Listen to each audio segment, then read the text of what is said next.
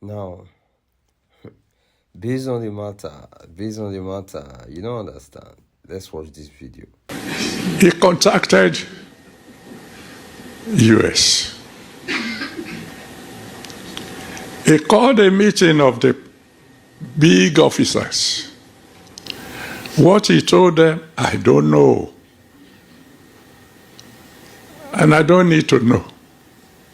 Because he's commander-in-chief.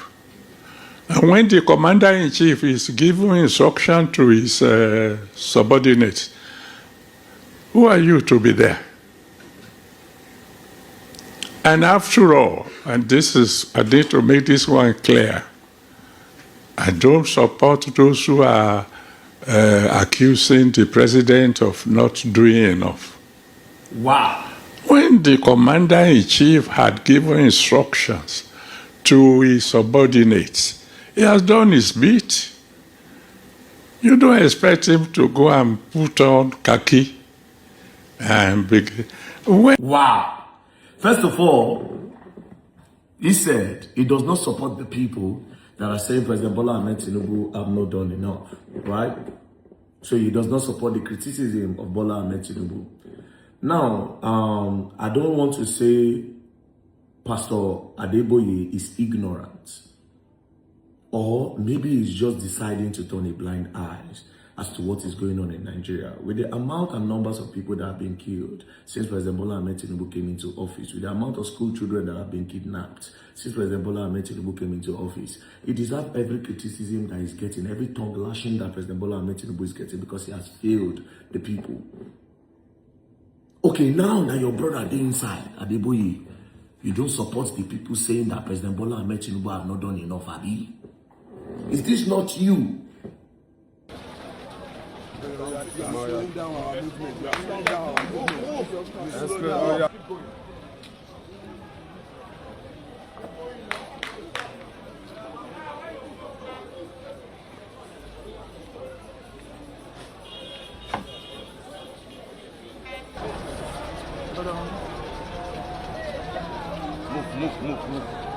Move.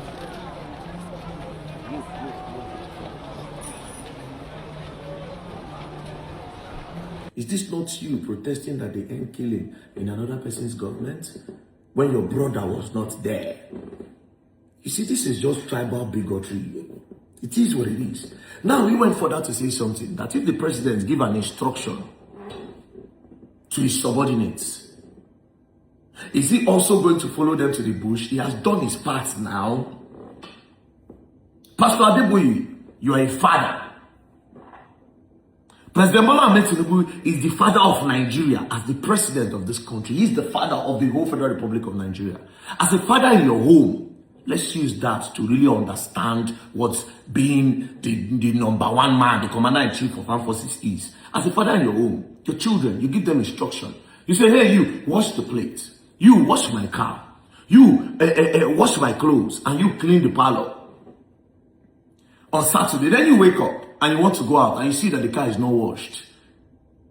You see that the plate is not washed. You see that everything is not washed. What do you do as a father?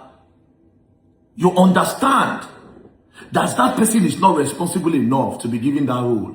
It's either you correct them or you change the person that you give the role to. Then you say, hey, don't worry yourself, go and kneel down. And you go and wash the car. Then you get a capable hand. President Bola Ahmed Tinubu as the commander-in-chief of the armed forces, after he gives this instruction, does he not checkmate what these people do? Does he not see that Nigerians are crying? That's come. Everything you say you are doing to protect us is not working. Is he not supposed to fire and hire capable hands? Is he not supposed to do that? So why is Adeboye making us feel as if the only role of President Bola Ahmed Tinubu is to say and not checkmate? It's quite a shame. This is tribal bigotry. But we continue, right?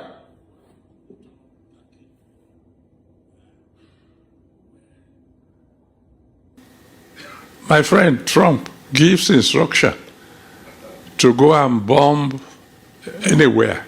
He doesn't leave White House. He has done his bit. I hereby command, bomb Iran. You see, when I watched this the first time, and then he spoke, he said, oh, when Donald Trump give them instruction, his people go out, Donald Trump does not leave, he stays in the house. Obviously, Donald Trump is not going to the field. What can Donald Trump do? He's old, just like Bola Ahmed Tinubu is old. But he sits down, there's a screen, and he watches it. That is a responsible president watches it. But that's by the way. Why does he have to use Iran, a Muslim country, as an example? You would have probably said, when Donald Trump said they should go and fight terrorism, he points them, he said, go and fight the terrorists. That's a very good example. Do you understand? Why did he use Iran, a Muslim country? But that's not the point. He cringed, but that's not the point. Iran. And then he goes to his bedroom and sleep. The rest is left to those who are supporters. So what he told the military officers, I don't know. All I know is that on Christmas Day, a bomb landed. Maybe just to let us know. I mean what I'm saying. But then, of course, the Iran war came in. This is what cringed me about this whole video.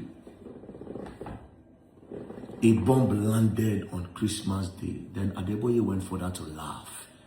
Please, what is exciting about war? That Adeboye is laughing. Why are you laughing? What is exciting about war? What is exciting about bombing a particular people? It might have caught the innocent ones. What is exciting about war? And on Christmas Day, boom. What if the bomb came on Salah Day? Do you understand? They gave you a Christmas Day present, I guess. You are happy. You see, these are part of the people that fuel this narrative that there was a Christian genocide. Now them followed one. Using Iran as an example, oh, they bombed on the Christmas Day and you are happy, you are laughing. Now then, and this is why people like us use our platform to say, no, there's no Christian genocide anywhere. The Muslims are affected. The Christians are affected. The pagans are affected. The traditionalists are affected. These people don't look at who they are going to unalive. They don't ask you who they are going to. They just go and do. In this country, churches have been bombed. Mosques have been bombed. Not one, not two. Pastors have been unalive. Sheikh and imams have been unalive. Clerics. We have a problem, an insecurity problem. The least I expected Adeboye to do is to put pressure on the federal government that this insecurity is too much. Put a stop to it. Put pressure on them. Not all these ones you are going up and down. You are trying to defend Bola Ahmed Tinubu government that have obviously failed. You see, this particular period is a very sensitive period, especially in politics. That is why I go talk my mind. President Bola Ahmed Tinubu government failed on insecurity 100%. I don't care about the economy right now. Because who want to enjoy economy when they bomb them? When kidnapper, they kidnap them. When Boko Haram, they shoot them. When bandits, they shoot them. When normal kidnappers, everybody, they shoot at them. They cannot even understand what is economy. People are trying to be saved. People are trying to stay safe. They won't cover themselves. It's just quite unfortunate that this is what Adeboye is taking up. Well, I will not blame him. Because when it comes to age, as you grow older, you decline. It's the circle of life. When they give birth to you, you cannot speak, you don't have teeth. As you grow older, at some point, your teeth are going to fall off. At some point, you now stop talking. Then at some point, then you go back naked.